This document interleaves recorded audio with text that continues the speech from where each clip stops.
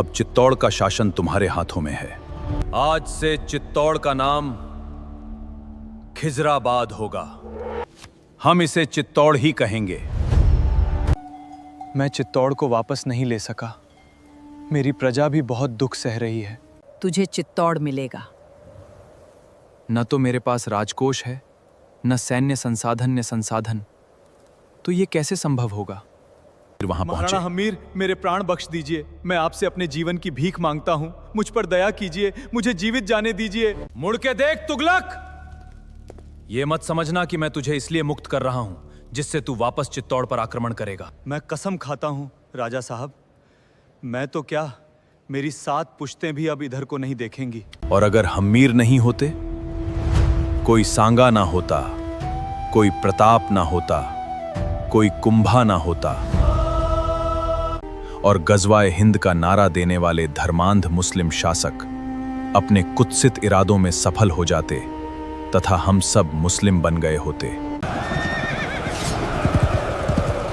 और अगर आप भी चाहते हैं कि इन महाराणाओं का इतिहास सभी हिंदुओं तक पहुंचे तो हमारी वीडियो को शेयर करें। हम इस चैनल द वॉरियर्स फाइल्स पर उन सभी योद्धाओं की वीडियो लेकर आएंगे जिन्हें इतिहास ने भुला दिया। ये कहानी उस दौर की है जब सभी विदेशी ताकतों ने मिलकर सनातन धर्म को इस पृथ्वी से मिटाने का प्रण लिया। मगर महादेव को कुछ और ही मंजूर था, और इन सभी ताकतों ने हमारे सनातन को खत्म करने के लिए क्या-क्या किया, ये इस वीडियो में देखकर सच में आपका दिल कांप उठेगा। सोचिए, मात्र 13 साल का एक बालक अकेले ही एक खूंखार डाकू का सामना करता है और उसकी गर्दन काटकर भाले की नोक पर रखकर राजा के दरबार में पहुंच जाता है।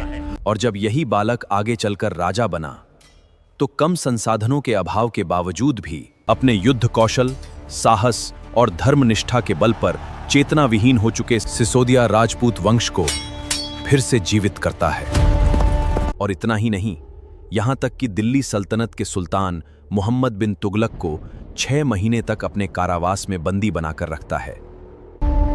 आखिर कौन था वो वीर जिसने अपने साहस से दिल्ली के सुल्तान को भी बंदी बनाकर रखा?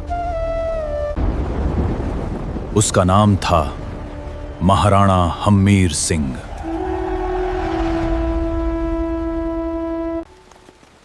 और आज हम जानेंगे महाराणा हम्मीर सिंह और गोरिल्ला युद्ध के जनक माने जाने वाले महाराणा क्षेत्र सिंह यानी खेता की गौरवपूर्ण कहानी। अगर आप अपने हिंदू सनातन धर्म को बचाकर रखना चाहते हैं और चाहते हैं कि हमारे पूर्वजों का ये बलिदान व्यर्थ न जाए, तो इस वीडियो को ज्यादा से ज्यादा लोगों तक शेयर करें। सन 1303 ईस्वी में रावल रतन सिंह और महारानी पद्मिनी की वीर गति के पश्चात चित्तौड़ की धरती पर एक ऐसा अध्याय शुरू हुआ जिसने मेवाड़ के इतिहास को हमेशा के लिए बदल दिया। यह पहली बार था जब चित्तौड़ इस्लामी आक्रांताओं के हाथ आया, और इन आक्रांताओं ने सभी प्राचीन स्थलों को तोड़कर अलाउद्दीन खिलजी ने यहां की बची हुई आवाम को अपने अधीन करना चाहा। चारों तरफ डर और मौत अपना तांडव कर रहे थे।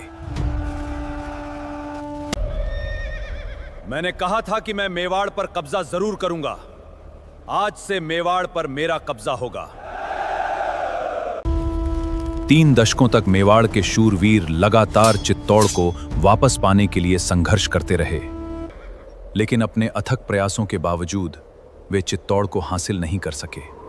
लेकिन इसी बीच कुछ ऐसी घटनाएं हुईं जिन्होंने इस वंश का भविष्य तय कर दिया।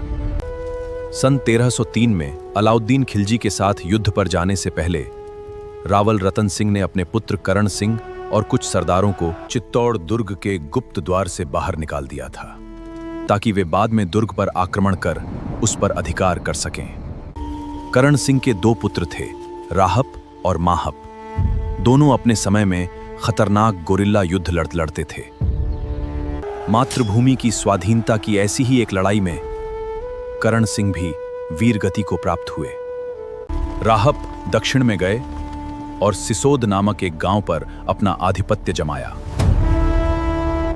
इसके बाद इस वंश की पहचान बदल गई। जो वंश इससे पहले गुहिल वंश के नाम से जाना जाता था, वही आगे चलकर सिसोदिया वंश कहलाया। राहब और माहब बहुत ही पराक्रमी राजा थे, लेकिन अनगिनत हमलों के बाद वे भी वीरगति को प्राप्त हुए। लेकिन कहानी यहीं खत्म नहीं हुई। दिल्ली लौटते हुए अलाउद्दीन खिलजी ने चित्तौड़ का शासन, जो आज्ञा सुल्तान, अपने बेटे खिज्र को सौंप दिया। अब चित्तौड़ का शासन तुम्हारे हाथों में है। खिज्र ने चित्तौड़ का नाम बदलकर खिजराबाद कर दिया। आज से चित्तौड़ का नाम खिजराबाद होगा। लेकिन चित्तौड़ की जनता का शौर्य कहें या प्रशासनिक कार्यों में हिंदुओं का प्रभाव, चित्तौड़ की जनता और तत्कालीन राजकीय हिंदुओं ने कभी भी इस नाम को स्वीकार नहीं किया। हम इसे चित्तौड़ ही कहेंगे। और यही बात बताती है कि चित्तौड़ पर कब्जा किया जा सकता था, लेकिन चित्तौड़ की आत्मा को झुकाया नहीं जा सकता था। खिजराबाद का दुस्साहस आखिरकार असफल हुआ। महाराजा भुवन सिंह ने खिलजी के पुत्र खिज्र से चित्तौड़ को मुक्त करवाने में सफलता हासिल की। उधर दिल्ली में भी सत्ता बदल चुकी थी। खिलजी की मृत्यु के बाद सल्तनत की गद्दी पर एक चालाक किंतु विलासी मोहम्मद बिन तुगलक बैठा। लगभग सन 1325 से 1330 के बीच तुगलक ने जालौर के राजा मालदेव सोनगरा के साथ मिलकर भुवन सिंह से चित्तौड़ का राज्य फिर से छीन लिया। मालदेव को चित्तौड़ का चौकीदार नियुक्त करके तुगलक वापस दिल्ली चला गया। लेकिन इसी बीच एक ऐसी कहानी जन्म ले रही थी जिसने आगे चलकर इतिहास बदल दिया। भुवन सिंह के पुत्र लक्ष्मण सिंह के दो पुत्र थे, अरी सिंह और अजय सिंह। इनमें अरी सिंह अत्यंत प्रतिभाशाली और वीर राजा थे। एक दिन शिकार के दौरान जंगली सूअर का पीछा करते करते उनकी नजर एक अत्यंत सुंदर कन्या पर पड़ी। कन्या ने उनसे कहा, हे वीर, तुम मेरे खेत में मत आओ। तुम्हें जो चाहिए मैं तुम्हें लाकर दूंगी।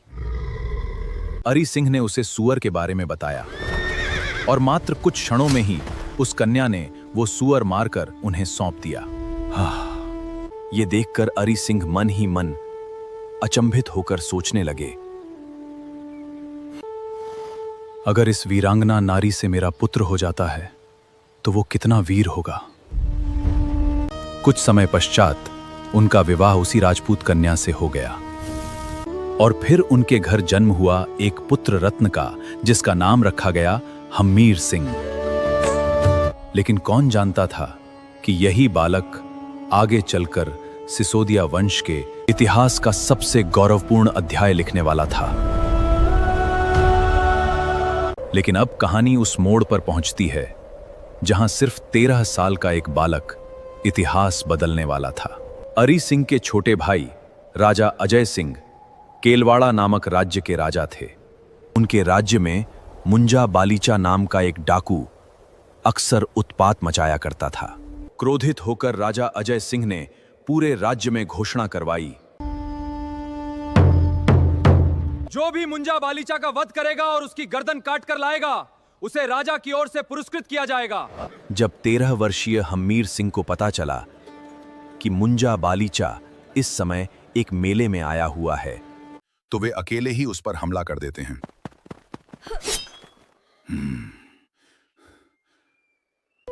और उसकी गर्दन काटकर भाले की नोक पर रखकर राजा अजय सिंह के सामने ले आते हैं। अजय सिंह हम्मीर सिंह के इस साहस से अत्यंत प्रसन्न होते हैं और उन्हें सम्मानित करते हैं। तभी राज्यकारी उन्हें बताते हैं कि 13 वर्ष का ये बालक आपका भतीजा है। ये सुनकर अजय सिंह अपने दोनों पुत्रों को अपदस्थ कर देते हैं और हम्मीर सिंह का राज्याभिषेक कर देते हैं। और इस तरह मात्र 13 वर्ष की उम्र में हम्मीर सिंह मेवाड़ के महाराणा बन जाते हैं। लेकिन उनके सामने सबसे बड़ा लक्ष्य था चित्तौड़ की मुक्ति। अपने वंश की परंपरा के अनुसार महाराणा हम्मीर सिंह चित्तौड़ पर हमला करना जारी रखते हैं। उन्होंने संकल्प लिया, या तो चित्तौड़ का उद्धार करूंगा या मैं स्वर्ग जाकर पितृपक्ष के चरणों में अनंत शैया पर शयन कर आनंद से दिन बिताऊंगा। आगामी 7-8 सालों तक वे दर्जनों बार युद्ध करके चित्तौड़ को वापस पाने का प्रयास करते हैं, लेकिन हर बार उन्हें असफलता ही हाथ लगती है। तो आखिर वो कौन सा दिन था जब 13 साल का यह बालक चित्तौड़ को वापस लेने में सफल हुआ? आगे की कहानी इतिहास के सबसे रोमांचक अध्यायों में से एक है। लेकिन चित्तौड़ की लड़ाई सिर्फ महाराणा हम्मीर सिंह की लड़ाई नहीं थी। मेवाड़ की जनता भी अपनी मातृभूमि को स्वतंत्र कराने के लिए अपना सर्वस्व अर्पण करने को तैयार थी। इसीलिए समतल इलाकों में जहां खेती अधिक होती थी, युद्ध के समय ऐसी सभी फसलों को आग लगा दी जाती थी जिनका उपयोग दुश्मन कर सकता था। इसलिए हजारों एकड़ जमीन बंजर बना दी जाती थी।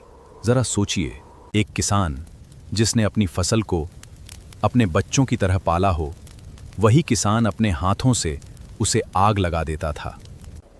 और उसके पीछे लक्ष्य सिर्फ इतना था, चाहे भूखे मर जाएं, लेकिन प्रत्यक्ष या अप्रत्यक्ष रूप से किसी भी रूप में दुश्मन की सहायता नहीं करनी है। चित्तौड़ को वापस पाने के लगातार प्रयासों से राजकोष खाली हो गया। सैन्य संसाधनों की कमी होने लगी और किसानों द्वारा अपनी ही फसल जलाए जाने के कारण भोजन की भी कमी होने लगी। धीरे धीरे प्रजा का पेट पालना मुश्किल हो रहा था।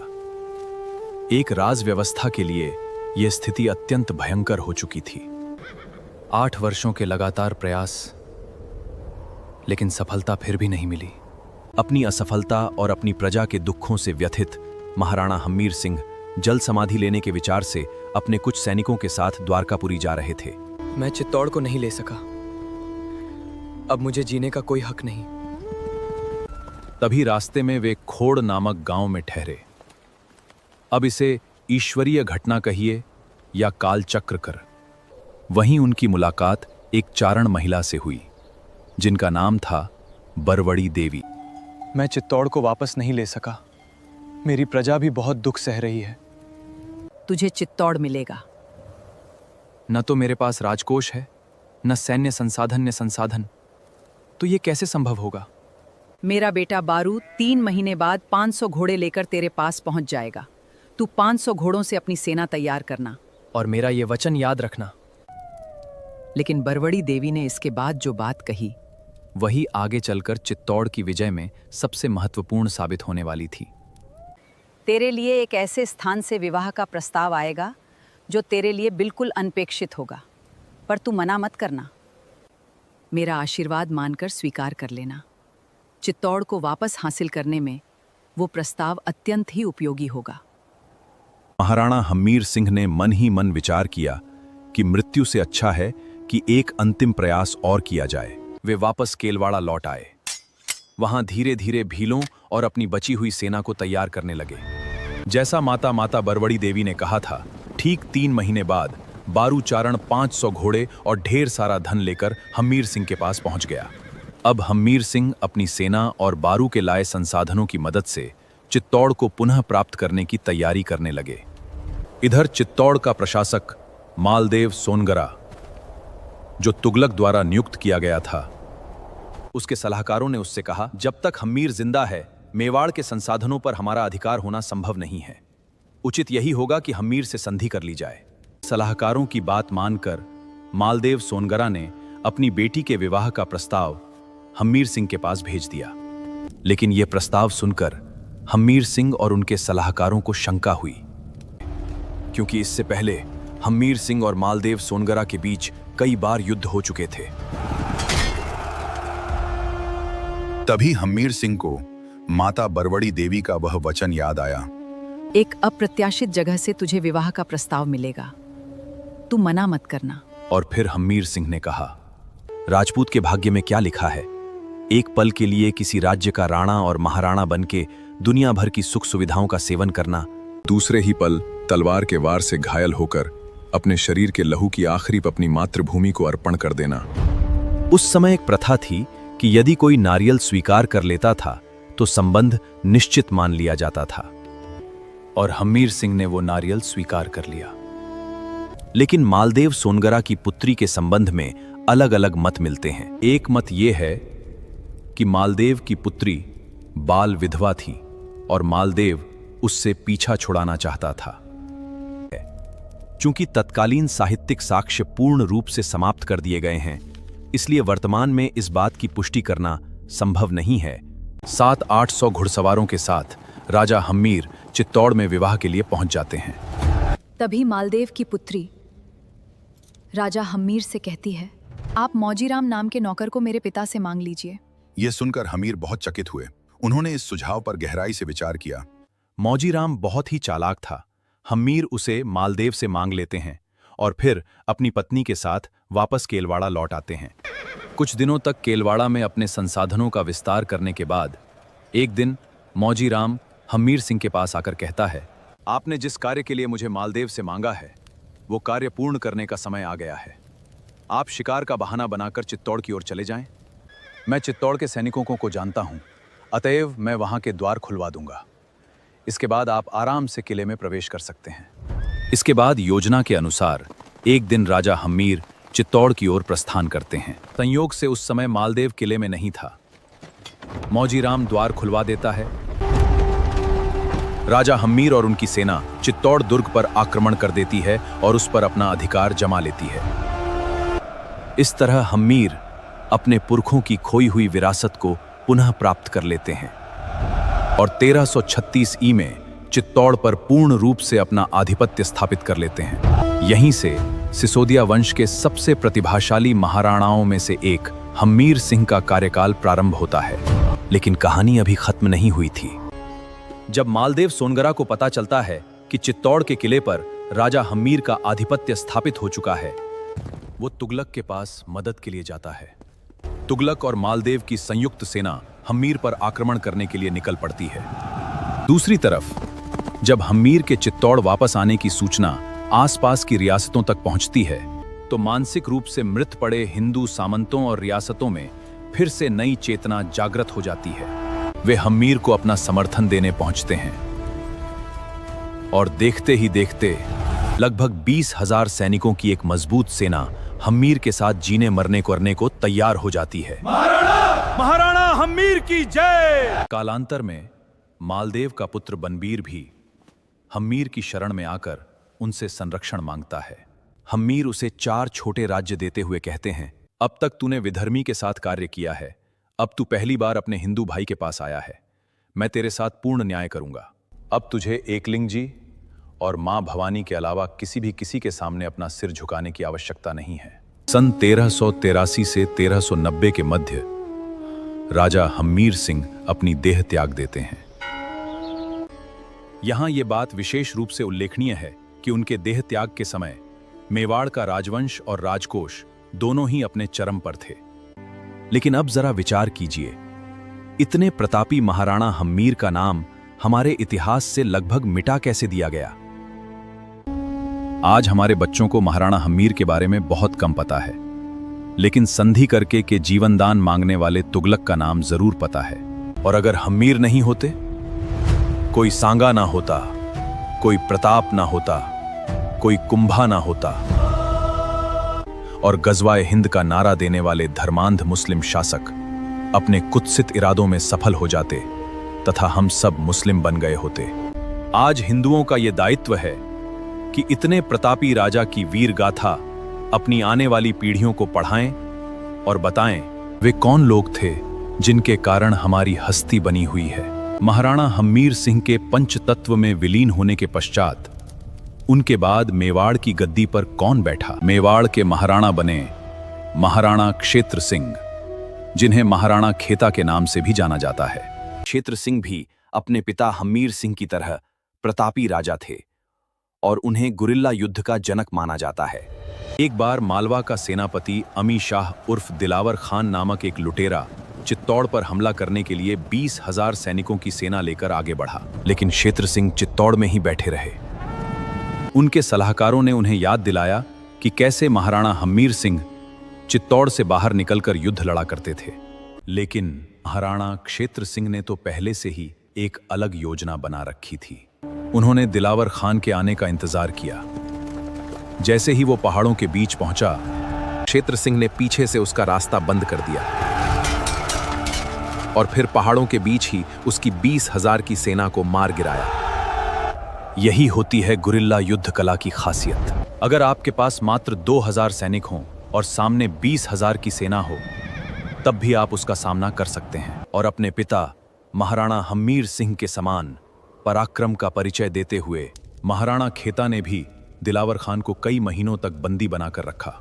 लेकिन महाराणा क्षेत्र सिंह की कहानी में एक ऐसा मोड़ आया जिसने इतिहास को हमेशा के लिए बदल दिया। जैसा कि आपको बताया गया कि माता बरवड़ी देवी के आदेश पर उनका बेटा बारू चित्तौड़ आकर वहीं रुक जाता है। महाराणा क्षेत्र सिंह उसे अपने भाई का दर्जा देते हैं। इसी दौरान बूंदी के हाड़ाजपूत क्षेत्र सिंह जी के पास संबंध का प्रस्ताव भेजते हैं। तब क्षेत्र सिंह जी की जगह पहले बारू को भेजा जाता है।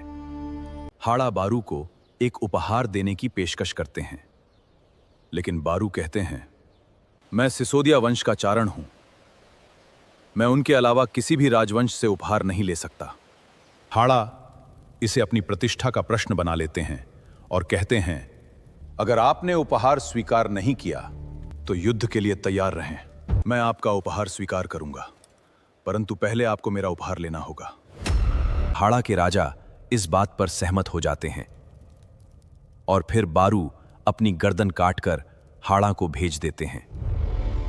जब क्षेत्र सिंह को अपने भाई बारू की मृत्यु का समाचार मिलता है तो वे क्रोधित हो जाते हैं और हाड़ा से युद्ध की घोषणा कर देते हैं। और ऐसे ही एक युद्ध में महाराणा क्षेत्र सिंह की मृत्यु हो जाती है। लेकिन अब सवाल यह है, इतने वीर वंश और ऐसे प्रतापी महाराणाओं का इतिहास आखिर हमारी किताबों से इतना दूर क्यों हो गया?